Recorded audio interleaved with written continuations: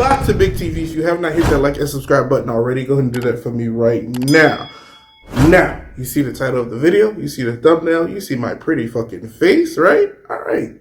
So before we get into the video, make sure you hit that like and subscribe button and click that, bell notification so you notice every time I upload.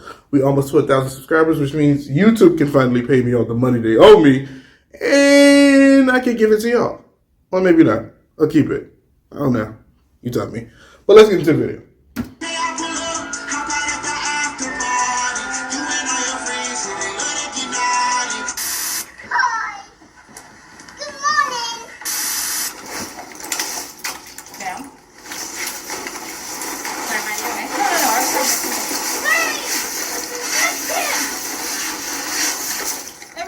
A different playing style.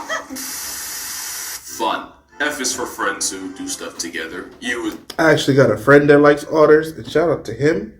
Yeah. is for you and me. N is for anywhere at any time at all. And I appreciate how that song spells out fire, not fun, and we all just collectively accepted that. But fun isn't just a human construct that man, or a talking sponge, invented. Nah, plenty of animals have ways of having a good time. Take wolves for example. Wolves are social animals, so it makes sense that they'd use play to strengthen bonds in the pack. Wolves in the wild will do things like play tug-of-war, or try to get others to chase them. And it's not just the pups doing it, the adults get in on it too. They even have a specific way of inviting others to play. A play bow is like the wolf version of a friend request, and it's a signal that they want others to get in on the games. And if you don't believe me, play bow in front of your dog and watch how fast you get his undivided attention. Because dogs are all about play. It's why stronger dogs will actively hold back and restrain themselves just to keep their playmate engaged and the games going. It's called self-handicapping, and you'll often see it with male puppies letting physically weaker female puppies win. They know what they're doing.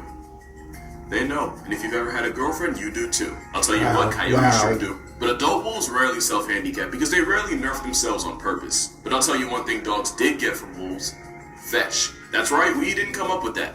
In an experiment in Stockholm University in Sweden, researchers hand-raised a litter of puppies, making sure to get them comfortable with their presence, but not playing with them. And at 8 weeks old, they brought in a person the wolf pups had never seen before to administer a series of tests. One of those tests involved tossing a tennis ball, and to the shock of the scientists, some of the wolf pups actually retrieved the ball and returned it to them. Remember, we're talking about wolves here. Wolves that hadn't been trained or motivated to do that. They basically just freestyled the game of fetch. Not all the wolf pups did this, but understanding human cues was thought to be a domestic dog thing, so realistically none of them should have. We didn't teach dogs fetch, it was already programmed into their software. But if we didn't teach them, who did? Well, maybe ravens. Because we've already talked about the wolf-raven relationship arc. But ravens have been seen seemingly playing with specific puppies in the pack. They'll play tug-of-war with sticks. The ravens will do things like tease them to get the wolf pups to chase after them. And sometimes the ravens will even fly over them with sticks to get them to jump. These childhood games are probably how ravens and wolves can form legitimate emotional bonds. It actually makes a lot of sense that this kind of thing would happen, since wolves are social pack animals and ravens are one of the most playful things with wings while also having the intelligence of a small child. In the comment section below, tell me a fun fact about an animal that you may have that I don't know. Things, manipulating the objects around you and interacting with others. Two things that do require intelligence. Like take bees, probably the most intelligent eusocial insect out there. Well, in an experiment in the Queen Mary University in London, scientists built a setup where bees had a choice. Take a path leading directly to food, or explore a path with an obstacle course of tiny wooden balls. And to add to that, one side had wooden balls that were fixed in place, while the others were loose and could be rolled around. Not only did every bee choose the ball path, every single one tried rolling a ball at least once. Some of the bees even went right back after eventually stopping for food. And to make it even more interesting, it was actually the juvenile bees that spent the most time ball rolling. So yeah, that's actually how he found out bees can play.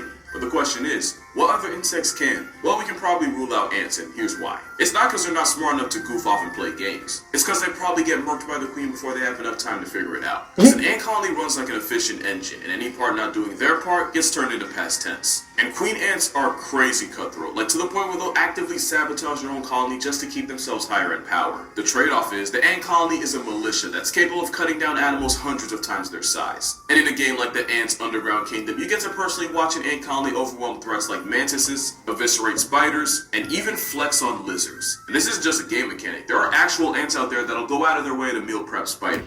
Anyways, if you have a fear of insects or arachnids or whatever you have a fear of, put that in the comment section below. And whoever has the worst or funniest or most pettiest comment, I might cash app a little something for you. Maybe. Graphics like that won this game the best version to start yet. X-Men first, because ravens you could argue that keeping wolves close is in their best interest. But then there's this, a raven using a plastic lid as a sled to slide down snowy hills. And then you have this raven sliding down the roof of a public library. Or at least trying to. And they have nothing to gain from doing this. This is unrewarded play, and basically it means, yeah, they're not doing it for survival or anything, they're just doing it to have a good time. Yeah, I wasn't kidding. For a bird whose group name is an unkindness, ravens, and really corvids in general, are probably the most playful birds on the planet. It's why you'll see them actively mess with other animals just for the memes, even if it means instigating a literal catfight for their own entertainment. So next time you're wondering how animals have fun, I want you to remember this snowboarding crow. Or you can think of this self-tobogganing otter. River otters in Yellowstone have been seen getting a running start and snow surfing down icy slopes. Now, first scientists just figured it was their way of getting around. That theory fell apart when they watched the river otters run back up the slope like kids at a water park, only to slide back down. And that goes back to unrewarded play because the otters don't gain anything but a good time. And FOMO for otters is a real thing because you're more likely to see them sliding as a group than just solo. And like ravens, you can almost see how intelligence and playfulness almost goes hand in hand. Especially since otters are considered to be the most intelligent of all mustelids, being part of the special class of animals that are able to use tools. To the point where river otters will seem to juggle rocks when they get excited. No, like, seriously, we had no idea why they were doing this until researchers at a zoo noticed they started juggling rocks more when it got closer to their feeding time. Okay, listen. I gotta cut the video because I gotta go. But listen, here's the thing. Keep it between me and y'all. I got a friend who likes otters. Should I take them to go see otters where they can interact with them?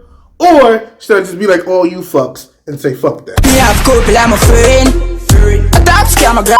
No, the kid never done that. A top scam, a grab card. What make you think we got sad?